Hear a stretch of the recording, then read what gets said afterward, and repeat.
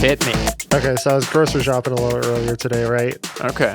And I was at the condiment aisle, and I was looking for pickles to put on my daily lunch sandwich. Okay. Usually I go with the higher quality ones that are in the fridge section, the Clausens. But sometimes spending $4.30 on a jar of pickles, especially in these inflated times, is just a little, it's a little too much. Yeah, it's a tough sell. Yeah, so I went to the shelf-stable pickle aisle, and looking for a good pickle to get. Okay. When this shorter lady next to me was trying to get something from the top shelf. I could see out of the corner of my eye that she was, a little hesitant before trying to step onto the second shelf full of glass pickle jars and stuff, boy. Oh no. So I just asked her, I said, do you need some help? And she agreed she did need some help. So I got her item from the top shelf, like anyone would. But yeah. Do you think that it is inappropriate to ask someone if they need help in this type of situation? Well, I think it depends. Seems like you had a pretty clear read on the situation, and as a taller fellow myself, I'm 6 something. I've been in situations where I see someone just looking up at something, and I'm like, "Excuse me, ma'am, do you need a hand?" And usually, I've never been like rebuked, never been chided for offering to help. I do see why you ask, though. It could be seen as a unwanted or am I helpless type thing. So exactly, yeah. And that I wasn't going for disempowering. I just saw someone. Of course not. That's never the idea. You're just legitimately trying to help, but sometimes there are times when people shouldn't offer to help, and they do, and they make someone feel less empowered. That's no good. You never want to make people feel that way. Yeah. I mean, I know when you should wait for a disabled person to ask for help. Just assume anything. But she was just a shorter gal, so I think you have the judgment and emotional intelligence to read someone and make that decision. So okay, I wouldn't worry too much about it, Toby. Okay, yeah. Thanks, Peter. Yeah. Trying to help, even if someone did freak out, if you were being genuine and just trying to help, and they took an issue with it, who's the real asshole in that situation, For sure. So. Thanks, Peter. Anytime. I try. Well, we're back. It's Tuesday again, so this is another episode of Raised by the 90s. I'm Peter Z, here with my co-host, Toby Freeze. And we covered another film this week. This week, we talked about the 1995 Adam Sandler film, Billy Madison. It has a paper-thin plot, but it sets up some great scenes. And I think it's a riot. And I see that it's got bad reviews, but I don't know how people review that with a straight face. I think it's the same reason a lot of horror films get bad reviews, is because they're like, oh, well, the story sucked. And it's like, well, were you scared?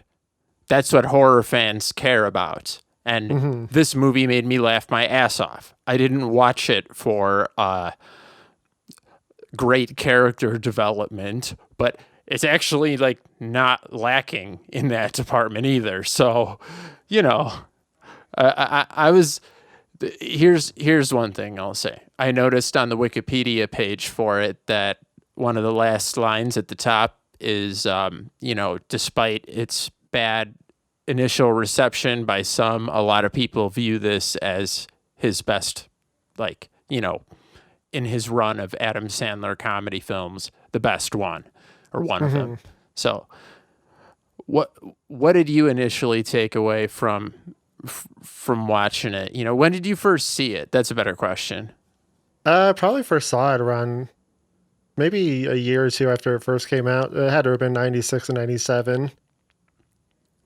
Yeah, I was a little late to the party on the Adam Sandler films, my dad and brother were adamant that they were stupid until I finally got to watch them, and they were like filled with memes before we called them memes, where people were constantly referencing his films. They were Hmm. huge, you know? So I got a lot more jokes after I got the chance to watch them, you know? Gotcha. But this one always stuck out as like my favorite compared to, if the other ones around the same time were what? The Waterboy, Little Nicky, Big Happy Gilmore. Daddy's a bit more serious. Hmm. Happy Gilmore. Yeah, that's the one. I couldn't remember the name. Happy Gilmore is pretty funny too, though. I think this one stands out as maybe the best, but like I said, Happy Gilmore is really funny. I would need to rewatch that to make a definitive judgment. But I found myself at the very beginning struggling a bit with Adam Sandler's man-child antics, Uh-huh. but you're kind of supposed to hate him, so it works. And then I eventually just found myself smiling and eventually laughing, and he moves past that pretty quick in the film. So Yeah, for sure. I just wanted to mention something. I'll put this here at the beginning.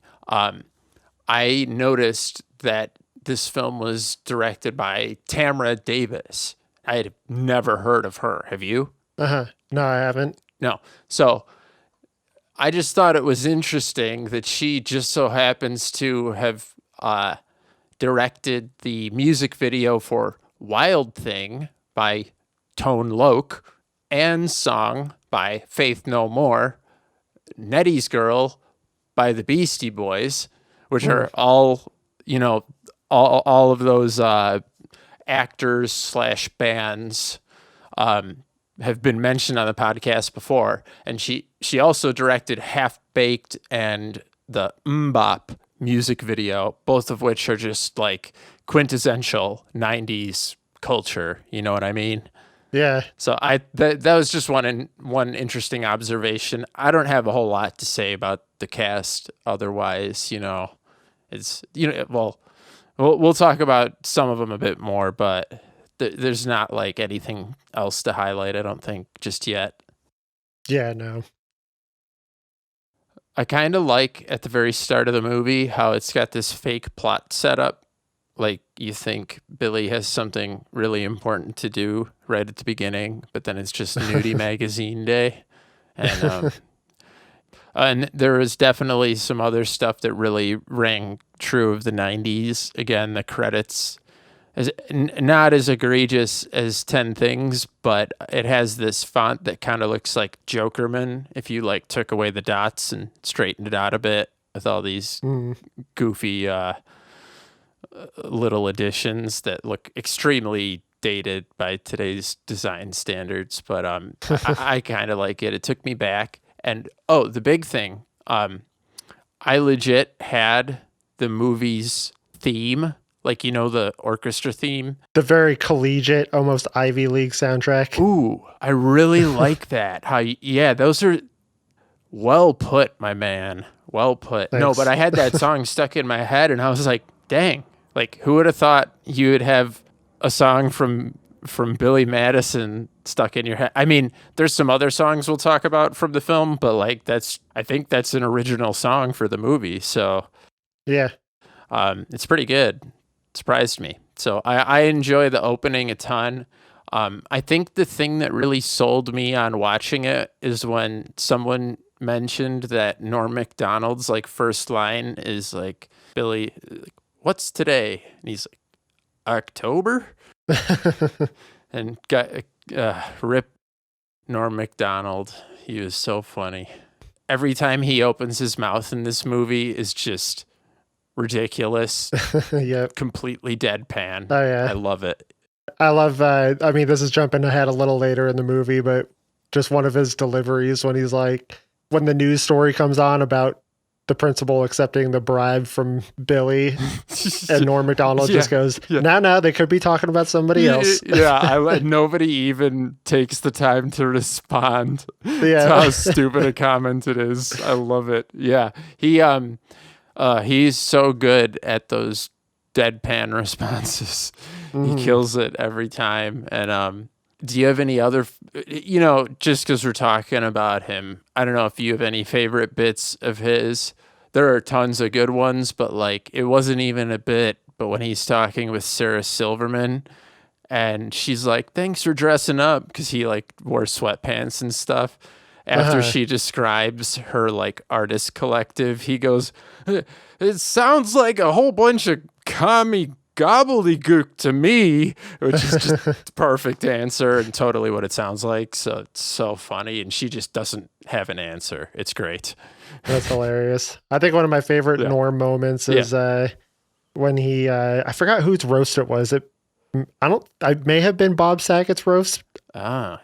When he came up and he just started saying jokes from like a 1950s joke book. Oh my God. Yeah, and no one in the crowd got it. Absolutely no one. Delivering them straight face. Yep. Yeah, just this. I loved his shtick. But by the way, I want to issue a correction. In one of our episodes, I said my uncle is younger than my dad. Just to clear that up. Thanks. Thought that was important to say. But like I said at the beginning, the plot is just paper thin, and that's obviously not the point. Like when I zoom out from a meta level, it's like, dude, they get to put him in first grade through fifth grade, middle school, and high school. This is just like setting up little skits that are going to be hilarious, and they are. The movie is just incredibly quotable and like I said, memeable, For sure. I want to bring something up now that you just said it. Your elementary school, did it only go up to fifth grade in the Midwest? Because ours on the West Coast was up to sixth grade. Yeah. Sixth grade was still considered elementary school, and seventh and eighth were middle school. Okay. And in some places, even like ninth graders were not in high school, or they had like a different school, or it would be seventh, eighth, and ninth grade. No, it was K through 5, then sixth through eighth, and then 4 years of high school. So what was your school called? A junior high or a middle school? It was intermediate school. Oh, geez. Yeah. Sounds fancy. Can't say middle. I have to say intermediate. No, I went to a middle school, SMS. It was the worst of my school experiences, I think. They were fascists. I always joke. I hope I haven't said this before on here, but like they treated us like we were the absolute worst. But if any of those teachers had to teach at Chicago public school, they would be in tears in a matter of moments. Yeah, they couldn't handle it. And they treated us like we were those kids, but we were remarkably well behaved. Gotcha. Anyways, my theory is at the start of the film, you notice the scarred up groundskeeper who's like, "No, Mr. Madison, there's no penguin."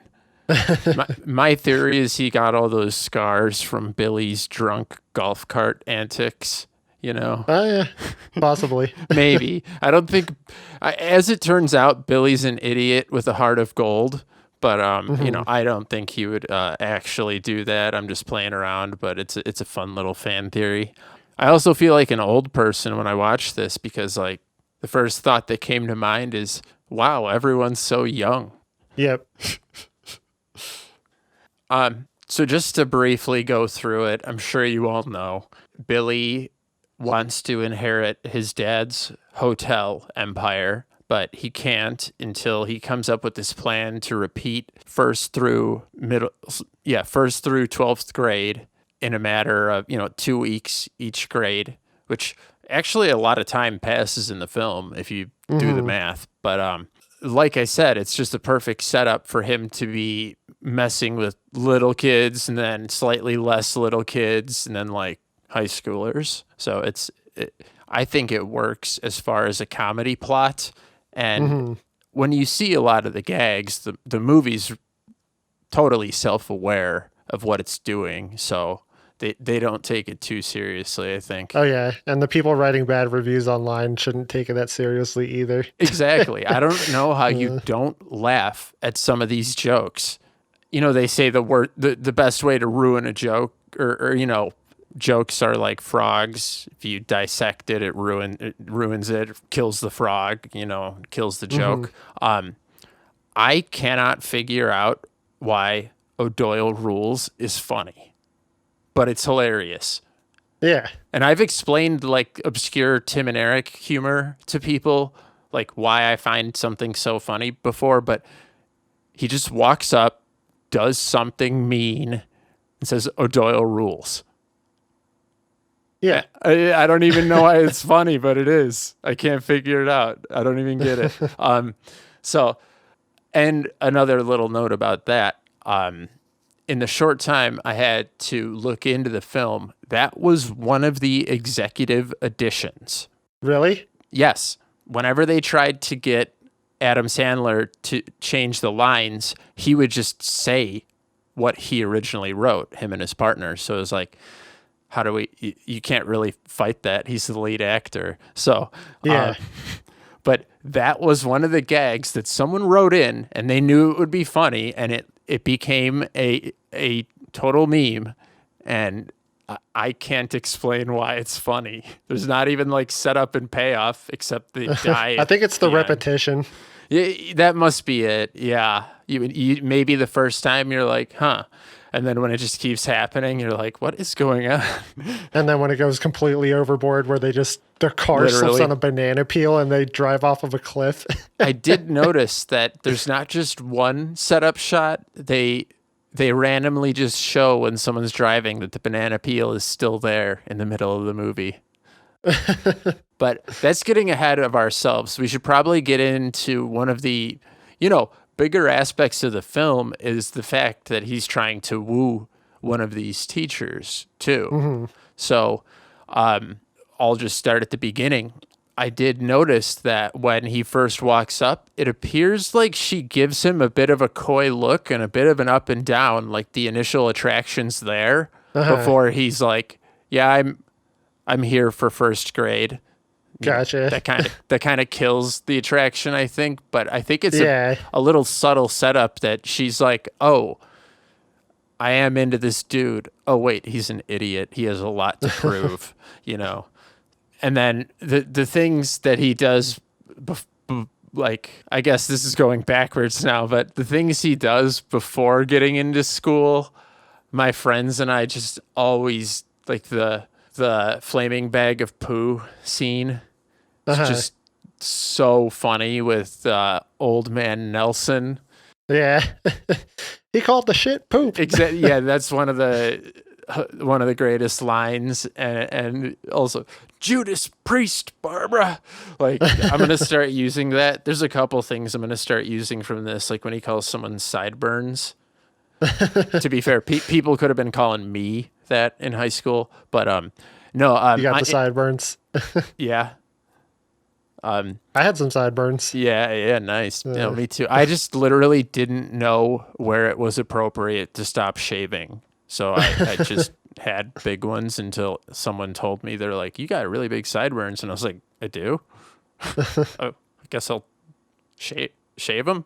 Are they cool? I don't know. I'm insecure." No, but the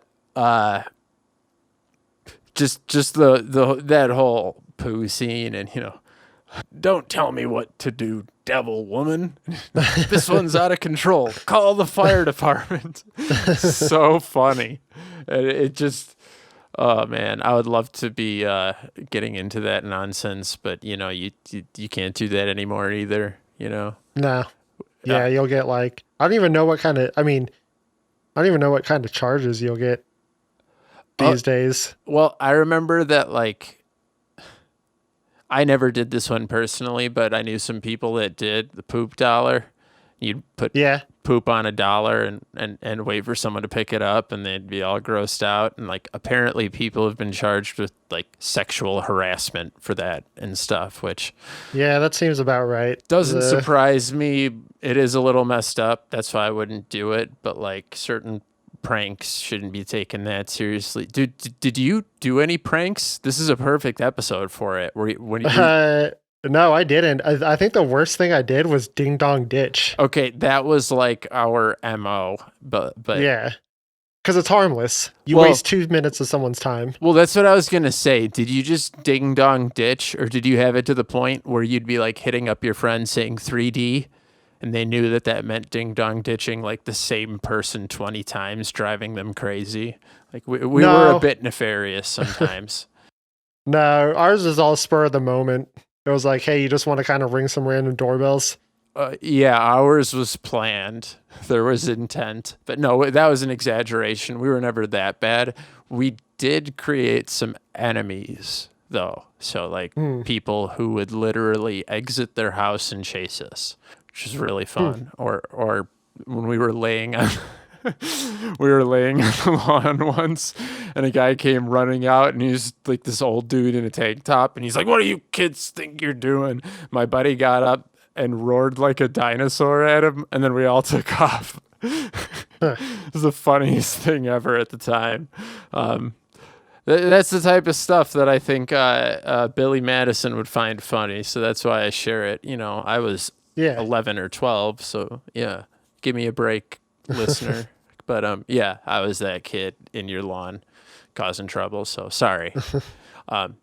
No, of course, the first couple grades are a lot of fun because they set up a lot more of the movie. Like the beginning has, you know, it starts slow and then it picks up the pace as far as the grades go. And Miss Libby is pretty funny. She's pretty out there. When I watched her, that's kind of what along with like the opening and the soundtrack, when I watch people like her act, it looked like everyone was just having a lot of fun. Yeah. And this movie is it's the opposite of postmodern. You know what I mean? It doesn't have an ounce of cynicism in it, you know? And that was so refreshing to me, who is so used to the cynical take or that everything's morally gray, you know? I thought that was in the same way you said last time. And it's a comedy, so you laugh, but it is also a bit uplifting and hopeful, you know? Yeah, for sure.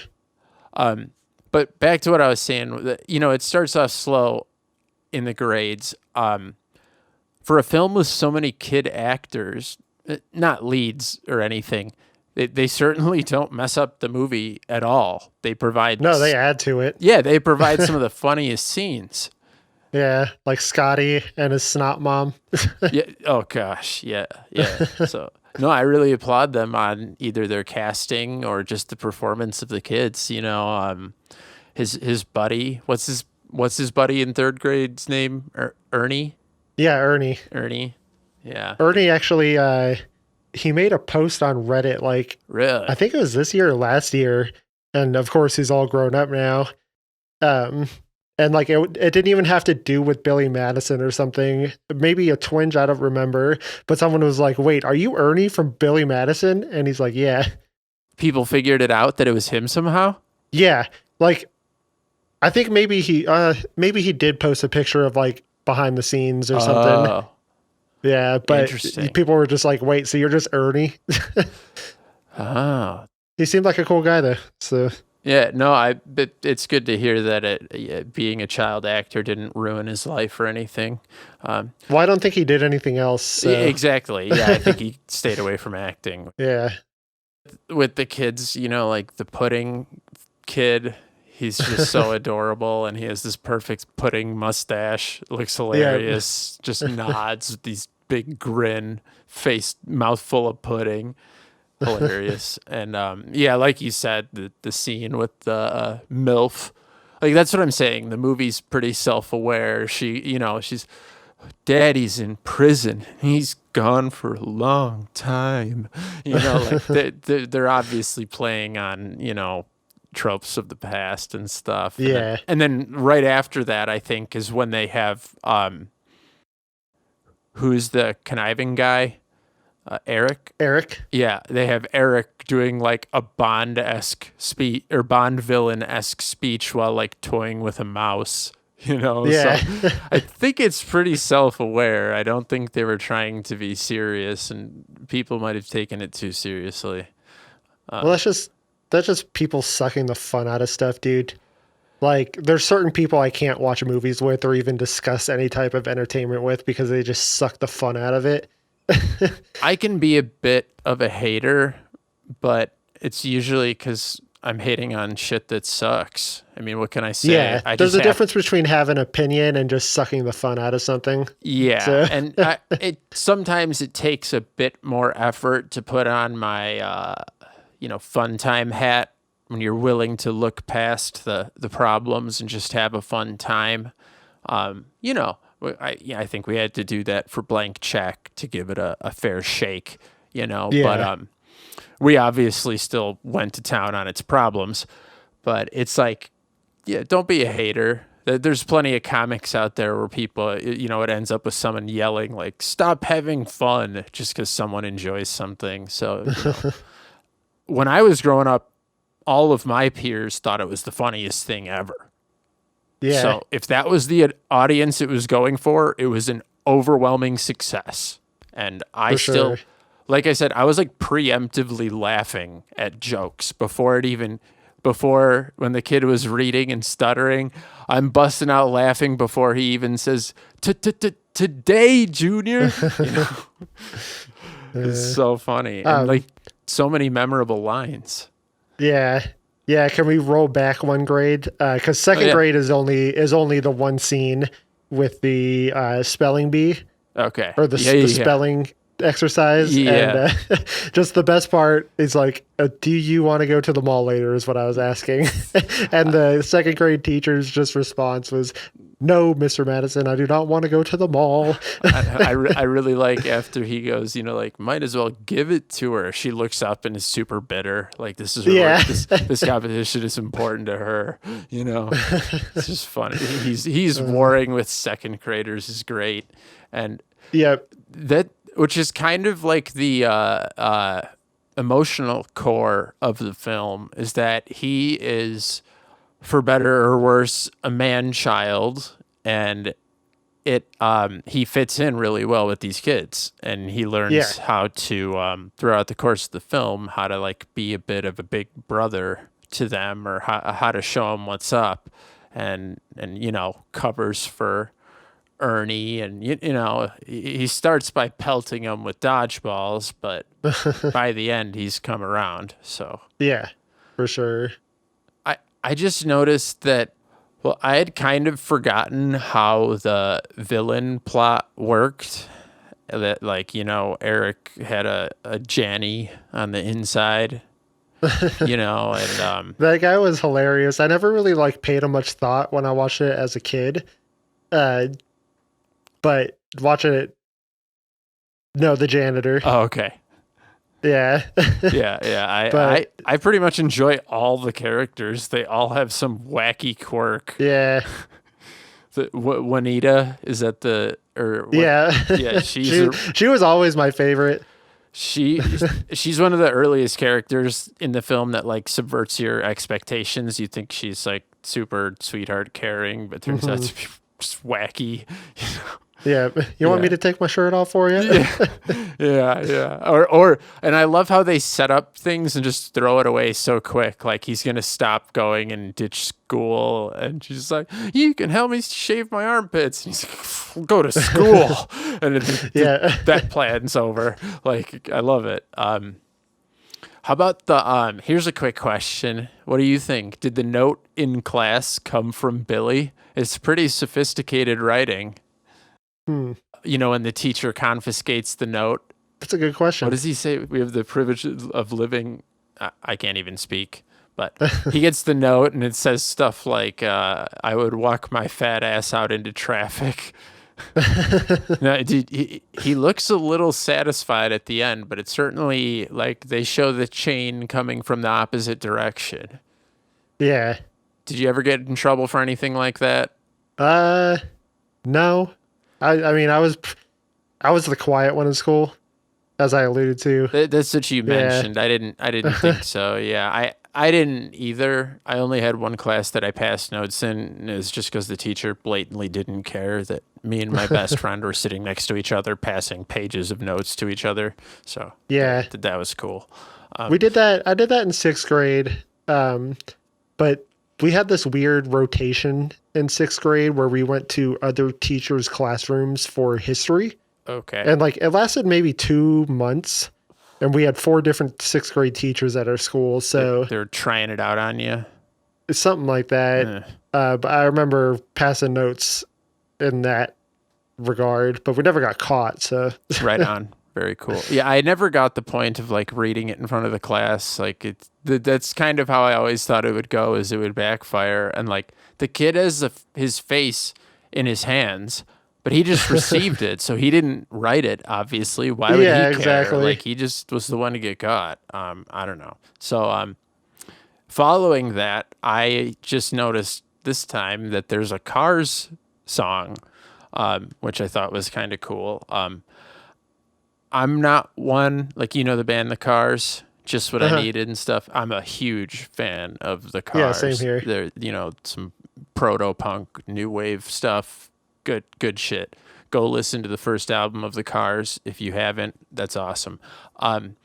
Yeah, I'm not huge on movies that cash in on like nostalgia and or popular songs, but I think this film's soundtrack, like I said, I already complimented the original score, but I can't think of a better song than ABC for like a school montage. Yeah. And where he's clearly passing through the grades quickly. And as I said, you know, they accelerate through a lot of those grades and bring them into high school. One of the more memorable scenes was the Sloppy Joe woman. And Yeah. I actually just realized what that is like a reference to.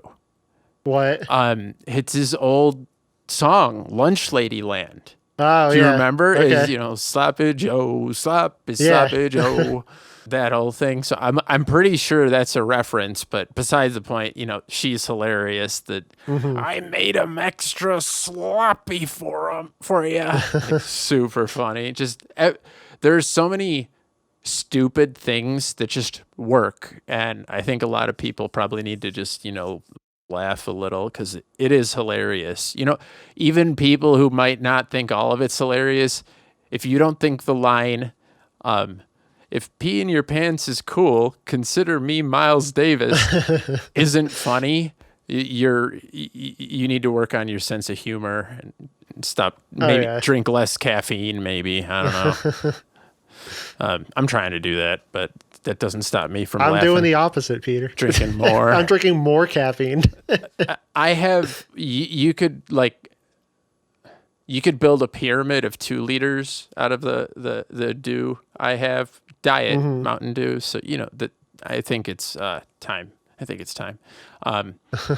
No, there's also just lots of other little details and jokes that I had never noticed before. They never let jokes just disappear, it seems, because even when Eric throws his stapler, they just kind of cut away like, oh, end of the gag. Wait, was it a stapler I or a don't TV know. remote? It's something to do enough to put her in a coma, which is what they mention in the next scene. Like, you think it's going to be gone, and like, not only that, Eric's secretary is in a coma. It's like, Which is, again, going back to the O'Doyle thing, I think the repetition in the humor was kind of like almost the main thing in the movie, you know? yeah. Because it's kind of with the repetition in the parties as well. Because I'm pretty sure Eric even says, is he going to have one of these stupid parties every time he graduates a grade? And I was like, the party scenes were my favorite in the movie, if only for all the nice treats. In what way? Like the cotton candy and like all the snack packs he gets. I do love that the one kid, I'll hits the pinata, and he's like, Rolex. Yeah. That would be pretty cool. No, there are other things I missed before as well. Like, there's a Godfather Part 2 reference that's not at all subtle, but like, you don't get that as a middle schooler or whatever, or however old I was when I first saw it. Not even. Mhm. So I noticed. Wait, what's that. the reference? After it's after the teacher is exposed and forced to lie, he kisses Eric on the mouth. Oh, He goes, yeah, the I know Freda. it was you. Yeah. Yeah. Yeah. And so no, that I thought that was funny. And what was the other one? Or no, was it during maybe we should talk about the decathlon. Yeah, it's during the Yeah. decathlon. Okay, so did you have any thoughts on that? I noticed a couple goofy things there. No, I just remember when Eric fell over leading up to the decathlon and his testicles get exposed. That was just besides the trivia or the the Jeopardy the ending game. is pretty memorable. No, there's a couple good jokes in there. For one, why is a race, like a foot race, part of an academic decathlon? Yeah. But I never got the whole decathlon thing. Well, it seems like a saving throw from Billy, and his dad goes for it. And Okay. Eric could probably just like call the right lawyers and be like, what is, no, you signed a contract. He gets the company, but you need to have the movie happen. And no, like when they're baking and first it shows Eric's pie on fire and it cuts to Billy laughing and then it cuts back and he's just completely on fire. It's so funny. But yeah, it's that ending scene though is pretty, it's pretty memorable. A lot happens. Yeah, it comes out of left field. Yeah, definitely. I did not see that coming, but I mean, let's not beat around the bush. They have the two questions, and Billy's hoping, rightfully so, that a question about business ethics will trap Eric after he gives his ridiculous answer and gets shouted down in a way where a simple no would have been fine. And that guy's so funny, just with his wife, his distaste for his wife. Yeah, her well, apparently she's quite a tramp and is sleeping around and is cheating on him. So I can understand. I don't know. Yeah, so it looks like he needs to sort that out. But no, it's not like it's a complete Deus Ex Machina. There is a bit of setup. It's not, it's comedy Adam Sandler movie logic, but I did have to look into that scene because I saw those names when Billy calls Steve Buscemi to make up for his past bullying mistakes. When Steve Buscemi goes and crosses out the names, I paused and looked at the names, and they looked like, I don't know if you've ever seen that meme where a Japanese person made up names for Americans, and they're just hilarious.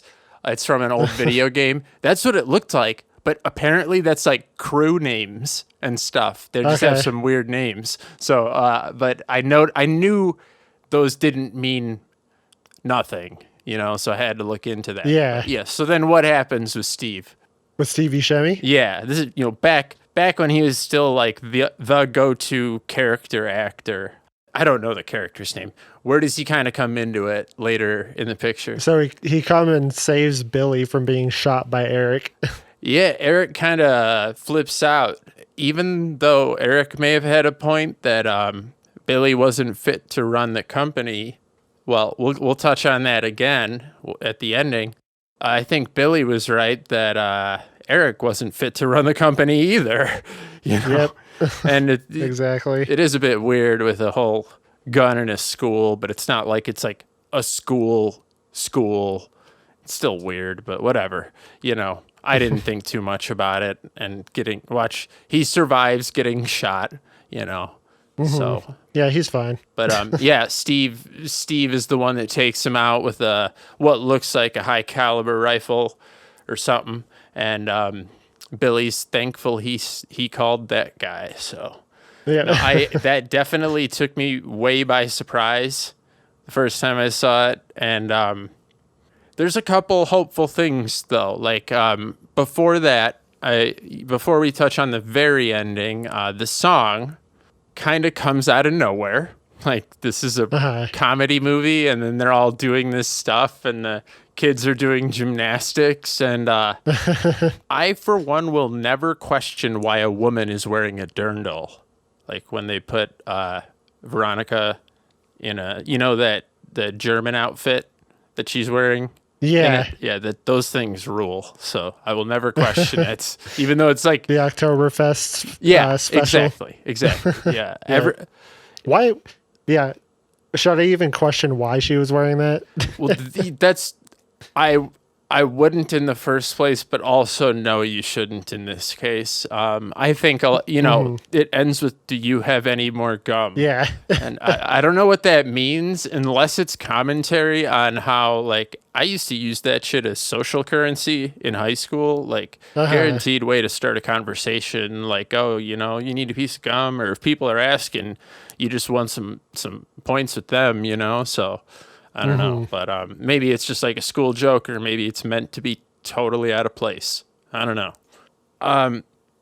After the song and after the competition, we get to the very ending, and I was a little surprised watching it this time. What'd you think of the very ending scene? The ending scene was when he graduates. Yes, and he's speaking at his home, I believe. And they're talking about passing the company over and what Billy really decides to do. So when he hands the company over to Carl and steps down, Carl definitely deserved it. Yeah, well, Carl's like the most down-to-earth, subdued person, and it's like, it's hard to doubt his motives. He could be underhanded, but he's so genuine. Yeah, I don't think he's underhanded at all. Well, except when he totally cock-blocks Billy, but that is important news, so. Yeah, I mean, he did offer Eric those Triscuits. I was going to say Triscuits, or naming another specific brand of cracker is like comedy gold, and Triscuits especially. Like, yeah, no, that's good stuff. The big thing I noticed is that, this is Adam Sandler. This is a brain-dead, stupid film, right? But he goes, hooray for learning, hooray for school, and I'm gonna give the company over. Like, he determined of his own volition he's not fit to run the company, and after becoming a bit of a big brother figure for these kids, he realizes, I want to work with kids and become a teacher, and I'm going to college.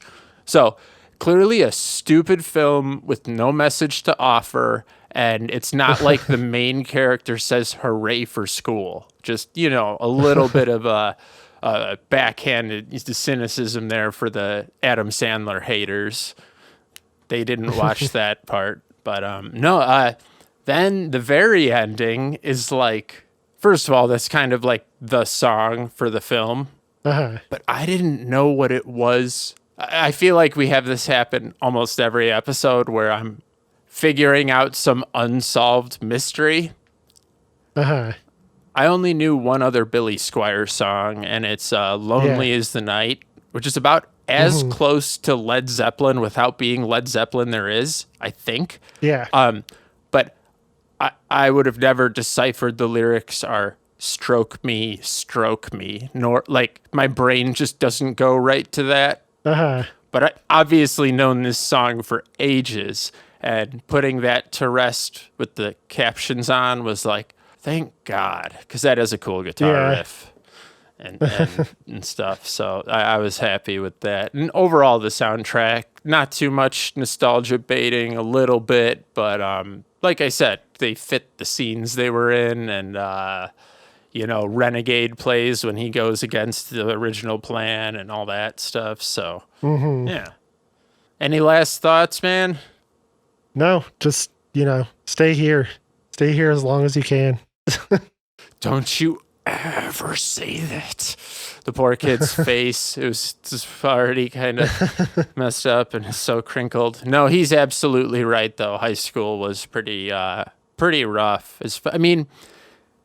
It's weird. Little kids can be brutally honest, but I didn't have a lot for kids to pick on me for.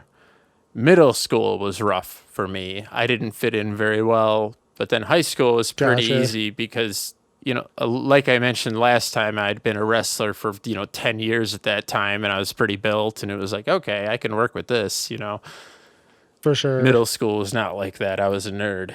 It was the opposite for me. Middle school, I was all right. Oh, middle school was cool for you? Yeah, I just kept my mouth shut. Well, middle school was all right, and then high school, I was just like, I hate all of this. Well, I couldn't wait to get out, that's for sure, but it was still, you kind of get to come into your own in high school and be more of yourself, and you begin driving and taking more autonomy. People, not only are you starting to resemble an adult, other adults are starting to treat you like one. So it's definitely a different feeling than middle school, where they're still controlling you as a preteen. So I don't know. School sucks either way. I'm glad I'm not in it ever again. I love learning, but school's not the way to do it, let me tell you. So next week, we're going to be moving away from movies again, and we're going to be checking out one of the very iconic video game series named after an iconic 90s star, Tony Hawk's Pro Skater. Now, did you skateboard in real life, Toby? Yeah, it was my go-to activity as a child. You were big on that. I thought so. Yeah, huge. I quit baseball so I could do hood rat skateboard stuff with my friends. Oh, I admire that. Hood rat stuff with your friends is the best. I'm all about that.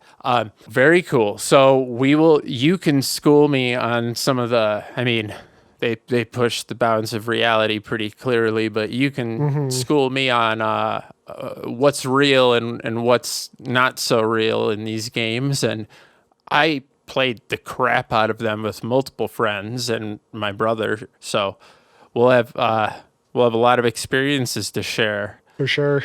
All right.